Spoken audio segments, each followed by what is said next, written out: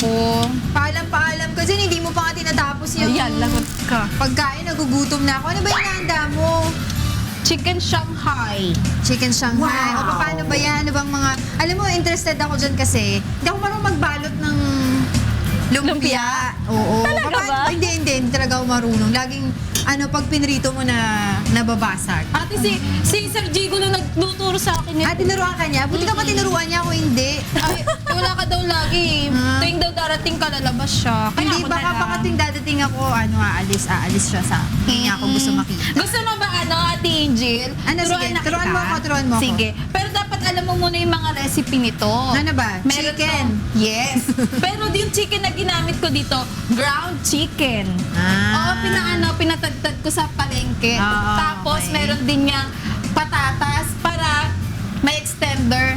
Okay, para dumami. Yes, meron din siyang carrots, may lumpia wrapper dahil di ka marunong magbalot, tuturuan kita mamaya. Meron din niyang garlic. Opo, sige, turuan Opo. niyo po ako Tapos po, meron din po yung kinchay tsaka onion, tsaka salt and pepper.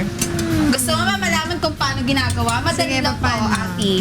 Ano po, paghahalu-haluin mo lang yung chicken, tapos ilalagay mo yung garlic, sunod mo na dyan yung onion, tapos lagay mo na rin po dyan yung patatas, tapos yung carrots, at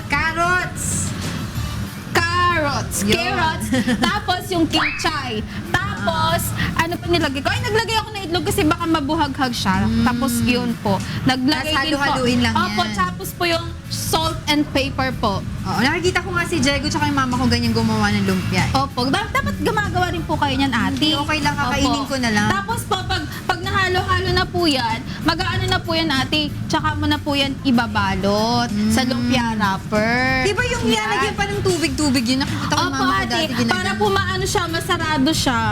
Pero pag sanay na po daw kayo, ate, sabi ni Sir Jigo, pwede mo namang ipitin na lang yan, tapos pag piprituhin mo na siya, ayusin mo na lang ng lagay. Oo, So, yan, ganyan. Pag hindi mo fry. nilagyan, opo. Yan, i-deep fry mo na Tapos lang po hanggang siya. maging golden brown. Para po, luto. Yan. Pakita mo. Wow! Yan. Sarap.